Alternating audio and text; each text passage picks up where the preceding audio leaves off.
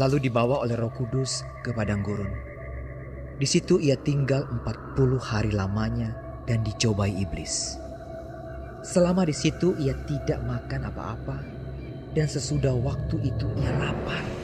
Lalu berkatalah iblis kepadanya, "Jika engkau anak Allah, suruhlah batu ini menjadi roti." Jawab Yesus kepadanya, Ada tertulis, manusia hidup bukan dari roti saja. Kemudian ia membawa Yesus ke suatu tempat yang tinggi, dan dalam sekejap mata ia memperlihatkan kepadanya semua kerajaan dunia.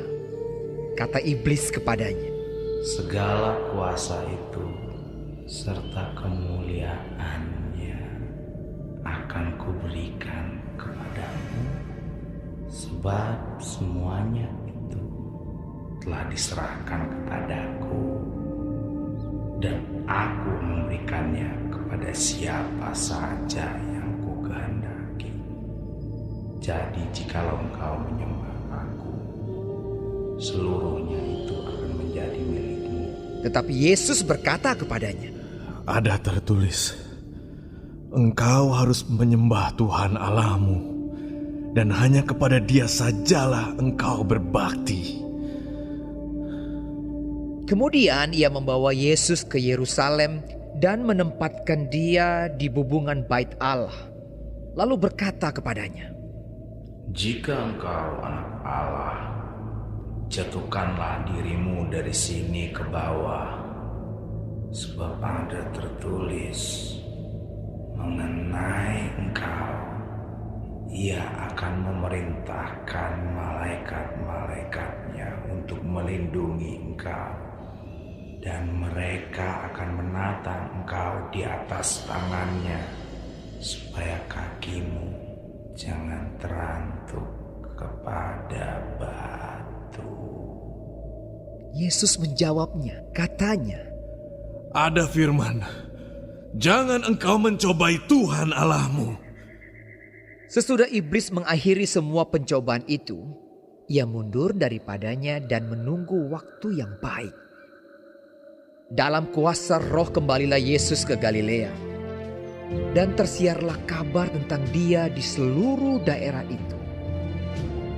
Sementara itu ia mengajar di rumah-rumah ibadat di situ, dan semua orang memuji dia. Ia datang ke Nazaret, tempat ia dibesarkan. Dan menurut kebiasaannya pada hari Sabat ia masuk ke rumah ibadat, lalu berdiri hendak membaca dari Alkitab. Kepadanya diberikan kitab Nabi Yesaya, dan setelah dibukanya ia menemukan nas di mana ada tertulis, Roh Tuhan ada padaku, oleh sebab Ia telah mengurapi aku, untuk menyampaikan kabar baik kepada orang-orang miskin. Dan Ia telah mengutus aku untuk memberitakan pembebasan kepada orang-orang tawanan, dan penglihatan bagi orang-orang buta, untuk membebaskan orang-orang yang tertindas, untuk memberitakan tahun rahmat Tuhan telah datang. Kemudian ia menutup kitab itu, memberikannya kembali kepada pejabat, lalu duduk, dan mata semua orang dalam rumah ibadat itu tertuju kepadanya. Lalu ia memulai mengajar mereka, katanya, Pada hari ini genaplah nas ini sewaktu kamu mendengarnya. dan semua orang itu membenarkan dia, dan mereka heran akan kata-kata yang indah yang diucapkannya.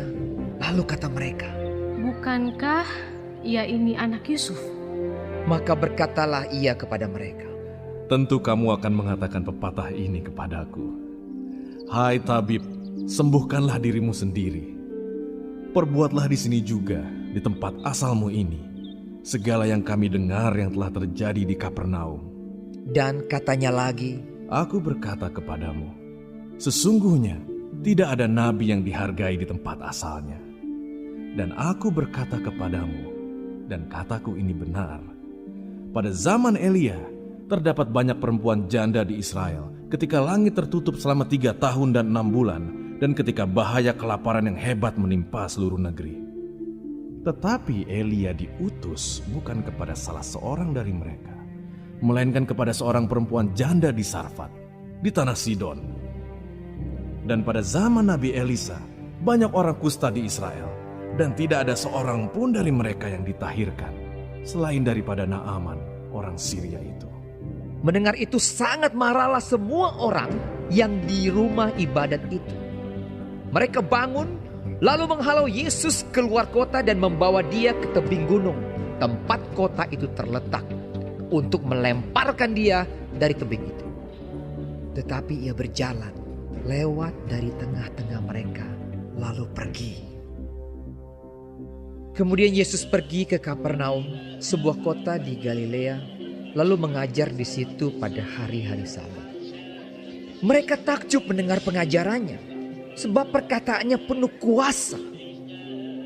Di dalam rumah ibadat itu ada seorang yang kerasukan setan, dan ia berteriak dengan suara keras, Hai engkau, Yesus orang Nazaret! Apa urusanmu dengan kami? Engkau datang hendak membinasakan kami. Aku tahu siapa engkau, yang kudus dari Allah. tetapi Yesus menghardiknya, katanya, Diam, keluarlah daripadanya. dan setan itu pun mengempaskan orang itu ke tengah-tengah orang banyak, lalu keluar daripadanya dan sama sekali tidak menyakitinya. Dan semua orang takjub, lalu berkata seorang kepada yang lain, katanya, Alangkah hebatnya perkataan ini, sebab dengan penuh wibawa dan kuasa, ia memberi perintah kepada roh-roh jahat, dan mereka pun keluar. dan tersebarlah berita tentang dia kemana-mana di daerah itu. Kemudian ia meninggalkan rumah ibadat itu dan pergi ke rumah Simon. Adapun ibu mertua Simon demam keras dan mereka meminta kepada Yesus supaya menolong dia. Maka ia berdiri di sisi perempuan itu, lalu menghardik demam itu, dan penyakit itu pun meninggalkan dia. Perempuan itu segera bangun dan melayani mereka. Ketika matahari terbenam, semua orang membawa kepadanya orang-orang sakitnya yang menderita bermacam-macam penyakit. Ia pun meletakkan tangannya atas mereka masing-masing dan menyembuhkan mereka. Dari banyak orang keluar juga setan-setan sambil berteriak, Engkau adalah anak Allah. Lalu ia dengan keras melarang mereka dan tidak memperbolehkan mereka berbicara, karena mereka tahu bahwa ia adalah Mesias. Ketika hari siang, Yesus berangkat dan pergi ke suatu tempat yang sunyi. Tetapi orang banyak mencari dia, lalu menemukannya dan berusaha menahan dia supaya jangan meninggalkan mereka. Tetapi ia berkata kepada mereka, Juga di kota-kota lain, aku harus memberitakan Injil Kerajaan Allah. Sebab untuk itulah aku diutus. dan ia memberitakan Injil dalam rumah-rumah ibadat di Yudea.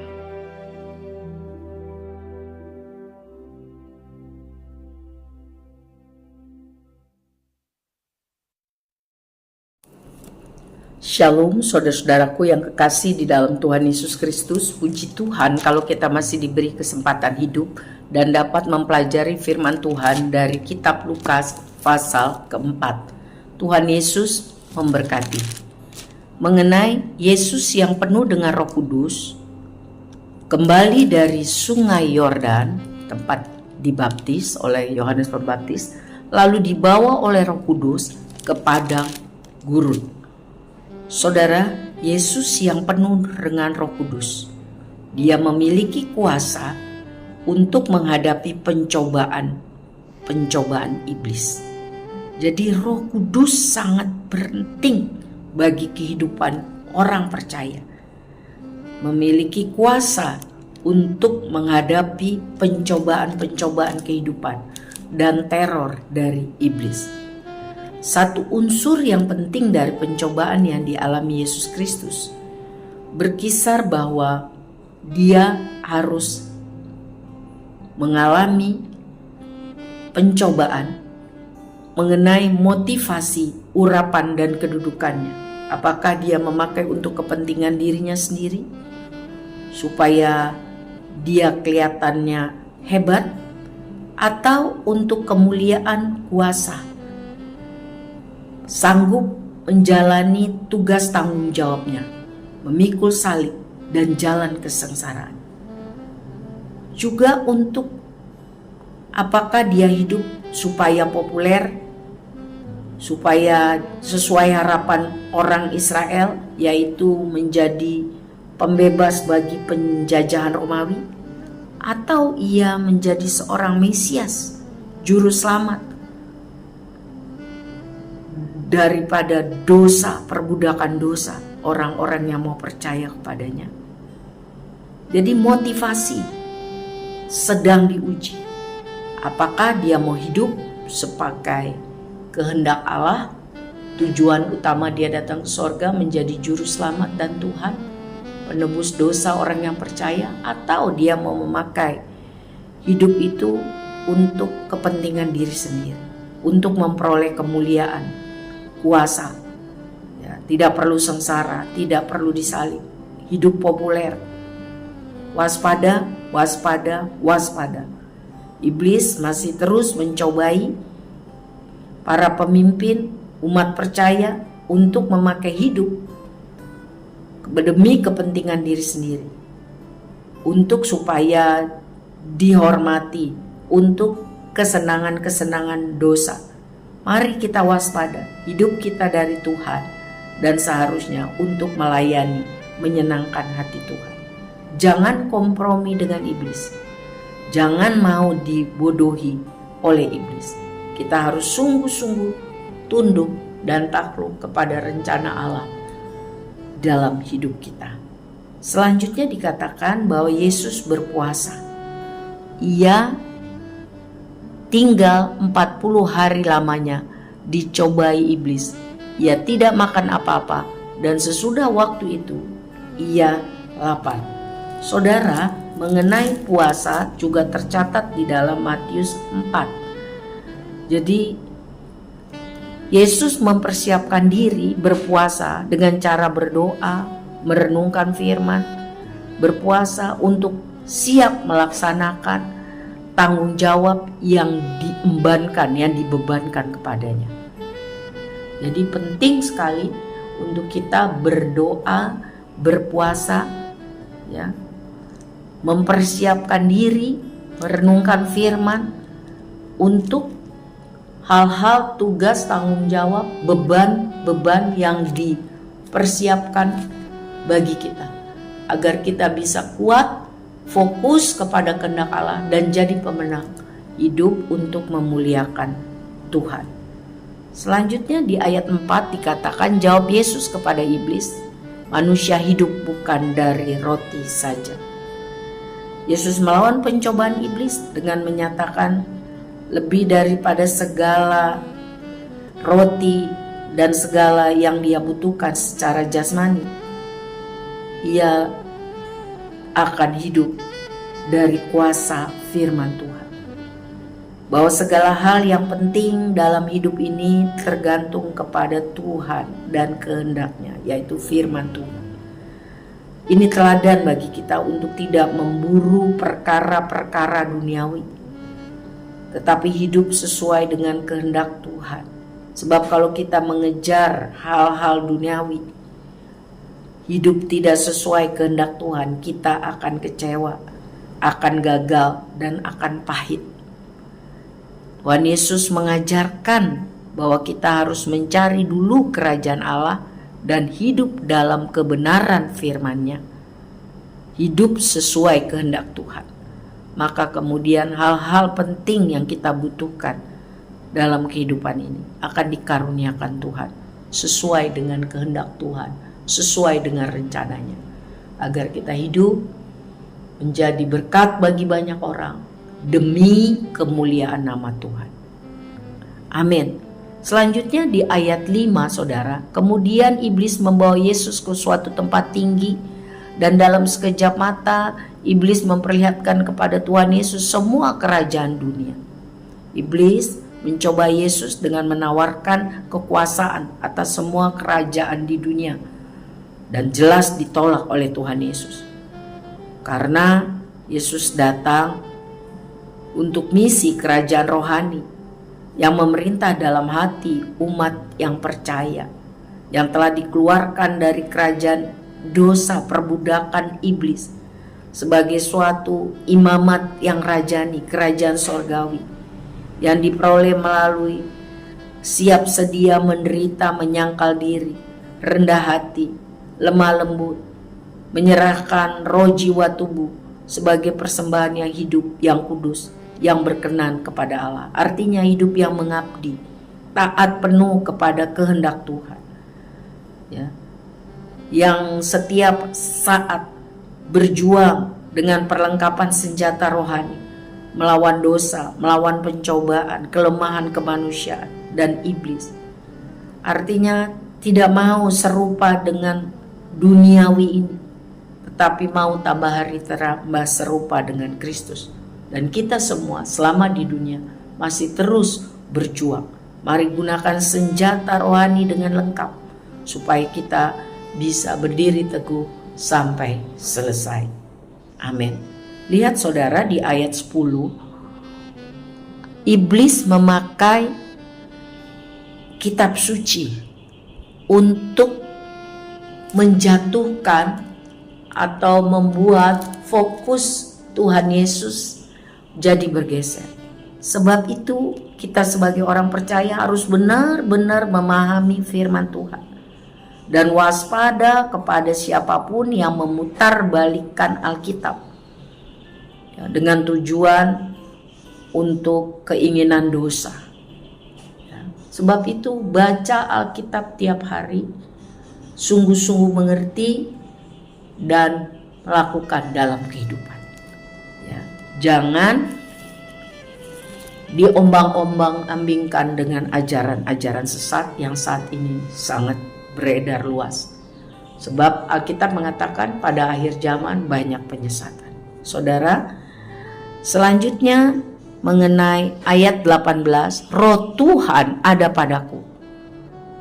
Ya, ini Tuhan Yesus mengutip kitab Nabi Yesaya. Oleh sebab ia telah mengurapi aku untuk menyampaikan kabar baik kepada orang-orang miskin, dan ia telah mengutus aku untuk memberitakan pembebasan kepada orang-orang tawanan dan penglihatan bagi orang-orang buta, untuk membebaskan orang-orang yang tertindas, untuk memberitakan tahun rahmat Tuhan telah datang. Tuhan Yesus menerangkan maksud pelayanannya bahwa dengan pengurapan Roh Kudus dia menyampaikan kabar baik kepada orang miskin, orang menderita, orang hina, orang yang udah patah semangat, hancur hati, ya, orang-orang yang mau sungguh-sungguh tunduk kepada firman Tuhan. Ya, Tuhan Yesus datang untuk menyembuhkan mereka yang terluka, yang sakit, yang tertindas. Penyembuhan ini secara jasmani maupun secara rohani, agar mata rohani yang buta menjadi melihat, sehingga tahu bahwa iblis itu jahat, ya, dan tahu bahwa firman Tuhan itu ya, benar, dan amin, ya, agar banyak orang sungguh bertobat, dilepaskan dari kuasa iblis, dari kuasa dosa, dari rasa ketakutan sepanjang hidup, dan dari rasa bersalah bahwa Yesus Tuhan Juru Selamat. Dia datang untuk menyelamatkan, membebaskan manusia yang percaya dari perbudakan dosa, dari ketakutan. Ada damai dan sejahtera, ada penyertaan, ada pengampunan dosa, ada pertolongan dan mujizat Tuhan. Saudara, sebagai orang yang sungguh-sungguh mau hidup mengasihi Tuhan, karena Roh Kudus memenuhi hati dan pikiran kita, kita pun terpanggil untuk ikut serta dalam pelayanan Yesus Kristus dengan memberitakan bahwa Yesus Tuhan Juru Selamat, bahwa ada kuasa di dalam namanya. Sehingga banyak orang yang buta secara rohani, yang menderita secara fisik dan rohani, boleh dibebaskan karena mereka berjumpa secara pribadi dengan Tuhan Yesus Kristus. Lihatlah di ayat 33. Di dalam rumah ibadah itu ada seorang yang kerasukan setan dan ia berteriak dengan suara keras, "Hai engkau Yesus orang Nazaret, apa urusanmu dengan kami? Engkau datang hendak membinasakan kami. Aku tahu siapa engkau, yang kudus dari Allah." Tetapi Yesus menghardiknya, katanya, "Diam, keluarlah daripadanya." Dan setan itu pun menghempaskan orang itu ke tengah-tengah orang banyak, lalu keluar daripadanya dan sama sekali tidak menyakitinya. Saudaraku, gereja Tuhan, orang-orang percaya harus sungguh-sungguh berdoa agar diberi kuasa dari tempat maha tinggi, dapat berdoa melawan kuasa kejahatan secara langsung dan melepaskan orang berdosa dari perbudakan dosa dan setan. Dan ada tanda-tanda mujizat lainnya yang diberikan Tuhan agar banyak orang boleh percaya dan menerima Yesus.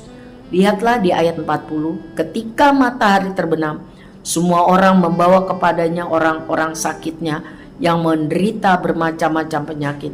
Ia pun meletakkan tangannya atas mereka masing-masing dan menyembuhkan mereka. Saudara yang kekasih, penyembuhan ilahi masih berlangsung sampai hari ini. Amin, amin, amin, amin. Biarlah kita sungguh-sungguh meminta agar kerajaan Allah dinyatakan di dalam hidup kita, di dalam keluarga kita, di dalam gereja kita. Ya, penyembuhan, mujizat, pengusiran setan adalah berkat Tuhan bagi orang yang sungguh-sungguh percaya dan meminta. Biar nama Tuhan dipermuliakan. Tuhan Yesus menolong kita untuk menjadi saksi-saksi Kristus yang efektif di akhir zaman. Amin.